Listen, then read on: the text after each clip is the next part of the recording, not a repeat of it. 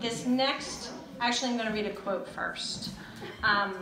It's from Phyllis Diller. Did she just pass away? I don't, well, she's probably old as Moses if she isn't dead yet. So here we go. Most children threaten at times to run away from home. This is the only thing that keeps some parents going. This mom has a story, a great story. She's a designer, she's an artist, she's an incredibly talented writer. I would like to introduce Anneli Scott.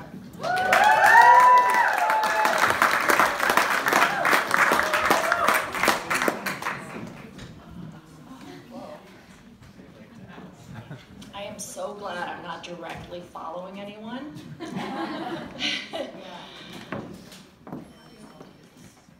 see, a little higher maybe? All right, so there's a lot of disagreements in the world right now, in the country, but I think we can all agree that one of the most terrifying things that we worry about as parents is our children, losing our children somewhere, right? I mean, that's something that is very, very scary. And you know, when you come home, you know, you have your baby, you bring the baby home. It's not unlike suddenly having a purse, and you usually don't use a purse. And there's an adjustment period there where you have to like not forget the purse at the store or at the restaurant. You're not used to carrying your purse around with you, and that's sort of how it is with a baby. I remember the first time, that first week, I had gotten sort of cleaned up and dressed up nicely and was going to actually leave the house. Drove down to Camden here to visit a friend who worked downtown in one of the stores, and went in to see her. It was so nice, you know. We got in there, had this wonderful talk with her. We're chatting like 5-10 minutes, and she says, finally she says, well, how is the baby? And I went, baby? And I swear, I 100% forgot that I had a baby for a second. And of course, that's that first week that we all remember, you know, if you've given birth, or, you know, even if you haven't, it's a really rough week, that first week. And, you know, obviously it turns after that first week. You know, it's the exact opposite, where you are hyper vigilant, and suddenly everything is, you're worried about this baby. You just don't lose the baby. Don't lose the baby. You know, you'll be at the supermarket, and invariably you will lose your child for 15 seconds at the grocery store. And every time you go full on Meryl Streep, imagining the dingo is on its way up Mount Batty with your child in its jaws. Like, that's where your brain goes immediately in those 15 seconds. And it's, you know, and eventually you have to talk to your child about stranger danger. And this is a conversation I had with my son when he was, you know, I didn't want to freak him out too early, so I think like 4 or 5 or something like that. I sat him down and I said, Conrad, imagine a stranger comes to you and wants to give you something, or you know, some candy or something like that, or lure you away, you know, to a car or something. What do you say? And he said, yes. And I was like, oh, fuck. All right, let's try this again. A complete stranger. You do not know this person. They are giving you candy. They have kittens and puppies, and they want to show you the back of their van, you know? What do you say? Think about this. He thought about it, and he said, yes, please.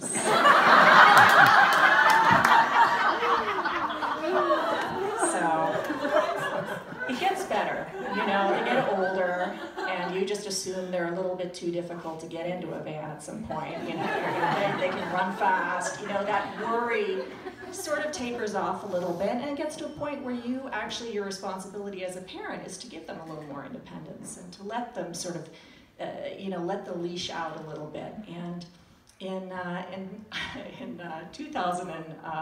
2016, I decided right before my son started middle school, he was 10, to take him out of school. I was going to homeschool, and we're going to travel abroad for 3 months in Europe. In one of those months, we were going to go to Italy. I rented an apartment there for a month. We were going to hang out there. I was going to let him do all these things, and we were going to go out and, let the leash out a little bit and sort of have that freedom. So anyway, the story that I'm going to tell you tonight is not about losing my child for 15 seconds at the grocery store, forgetting about him for 10 minutes. So I lost my child for 7 hours in a foreign country, like completely lost him. It ends well. But I did write a story about it because it's cheaper than therapy. And that is the story that I'm going to read for you tonight.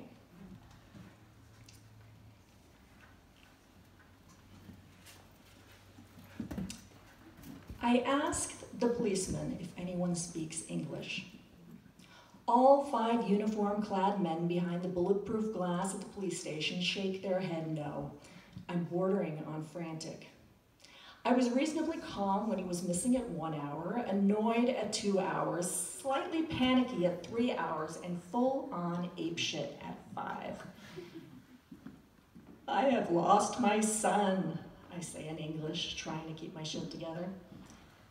An officer who looks like a bored Andy Garcia smiles and nods and rifles through some papers and comes up with a large 11 by 17 sheet of paper that he folds carefully into a very wordy 4-panel brochure, and he hands it to me through a small opening in the glass, and he tells me in Italian to fill it out. I fish a ballpoint pen from the hole as well, and to my left is a desk, and I try to focus on the instructions. And of course, it's all in Italian. So I learned a great deal of Italian in my youth. Sadly, as a result of mental atrophy, aging, and just general all-around brain fog, much of that Italian is now lost to parts of my mind that used to also be in charge of remembering people's names and things like remembering that I have a baby. Now, many years later, I like to call this my Tarzan Italian. Please describe the intrusion, the paperwork reads. Where were you robbed? My shitty Tarzan Italian is good enough to figure out the gist of this form. This is a theft report. Scusi. I knock on the bulletproof window again, holding up the document to the glass, and I attempt to describe my situation again in Italian. I butcher the sentence, but I'm hoping I'm using the correct verb, to find. I can't remember to lose. My son, I cannot find him. At this announcement, all 5 of the men behind the glass look like I just casually announced that I have a live grenade in my purse. There's some quick rapid-fire discussion, and then one of the men stumbles over himself to let me in the security door. Another man is called, clearly some sort of higher-ranked officer. He's tall, muscular, and bald. He's in plain clothes, while everyone else looks like they're going to a Janet Jackson Rhythm Nation concert. He doesn't speak English either, and I know I need to man up and try to use my words. It is increasingly apparent that my missing child is the most exciting thing that has happened in this office for a very long while. Lucca, Italy, is a pretty quiet town, and I can only assume that they are mostly dealing with the occasional pickpocket victim and maybe, at worst, someone getting run down by a bicycle. Not missing persons. I speak. I realize that this is really, really important that I get this right. All of my knowledge of Italian is dependent on this very moment. All the skills I've accumulated over the course of a lifetime, all of my learning this language is of critical importance right now. I speak up. How are you? My name is Anneli. I am not fine. I have been waiting the 5 hours since losing my key, who is the child of the 10 years. I wait, but it is not good. I would like to order, please. This tastes very bad.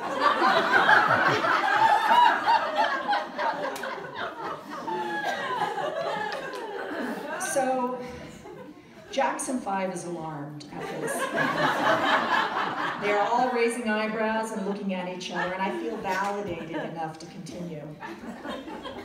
He knows it, my address, but he is no home. I wait, but no, here I come. I make the menu on the name button on the door. It is 5 hours and my face are sad.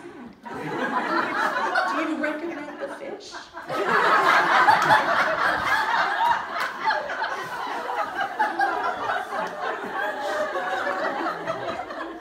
They all cluck emphatically. Kojak asked me if I have a photograph.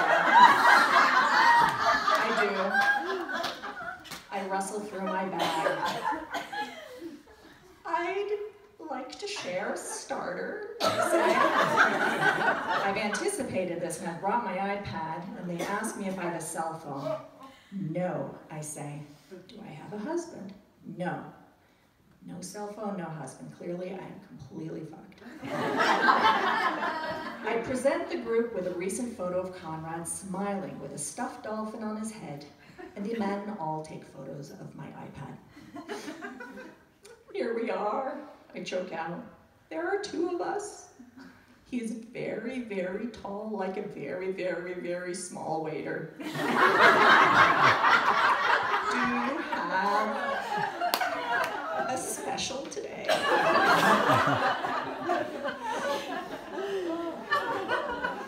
Kojak nods.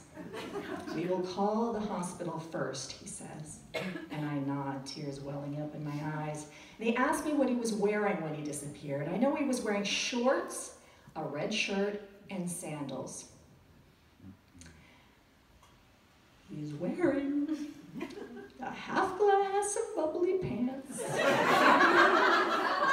This is a beautiful shirt like a tomato. How much is it? That is too much. I will think about it. On his legs, the half shoes. Everybody nods, takes notes. The men are dispatched and I am let out. If he is not back by 7 p.m., come back, Kojak says. And I nod, feeling numb. This is my worst nightmare. Any parent's worst nightmare. Good night. I am pleased to meet you. I say, let's see how we go. I continue, I might order more later.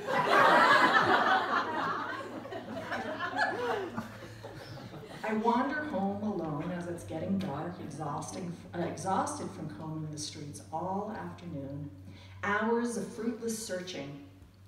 All the possibilities of what may have happened are suddenly in the forefront of my mind. I'm way beyond panicking, trying to stay calm. Conrad is smart and practical. What could have possibly happened? It is a safe and small town, which is one of the reasons why we're staying there. As I approach the doorway to our building, I see a tired, floppy figure. Conrad, dusty and sweaty, is as excited to see me as I am to see him. An incredible wave of love and relief wash over me as I see him, my lost baby. Where were you? I am simultaneously relieved and ready to beat the living shit out of him. At this point, it has been 7 hours. I stayed where I lost you like you told me to do. It was true. My specific instructions to him for if he got lost while we were on this vacation was to stay put. "Do not try to find me," I said again and again. "I will find you." I hadn't anticipated that he might just stay in the same place for 7 hours rather than just come back home since he knows exactly where we live. But he had followed instructions to a T. Meanwhile, during the course of these hours, my son had gone full-on Les Miserables, lying on the street and performing as the most boring busker in the world. I was so thirsty or so hungry, I got sleepy and wanted to sleep, but I was afraid maybe someone might steal my bike. I had to stay alert. "And you didn't just come home here before now?" I said incredulously. He couldn't have been more than 3 blocks from home. "You told me to stay where I got lost if I lost you. I came back to ring on the doorbell a couple of times, but you weren't here, so I went back to the alley. That's what you told me to do." "Well, we have to go back to the police station," I said. "They're looking for you." We walked all the way back to the station where LaToya called off the rest of the search party and passed the good news on to Kojak, and I like to think that they had 20 minutes of excitement. Conrad has had nothing to eat all day and is probably dehydrated, and we go to our usual restaurant where I order a large bottle of water and try to get him some food as quickly as possible, and I order a drink. As I'm hearing about his side of this adventure, reflecting on how relieved I am that things went well, I think about all the things that make you feel like a horrible mother. This one took the cake. I also thought about all these instructions we give to our children and the feeling like you have to repeat stuff to your kids over and over again on deaf ears, like you're speaking a foreign language. Make your bed, clean up your Legos, don't chew with your mouth full, wash your hands after you go to the bathroom. The worry that they are not getting the right message, not understanding you. And when you worry that they won't remember it when they need to, which is when they are out of your reach. But your kid is listening. And when the shit hits the fan, you'll find that they've been listening all along to the really important stuff.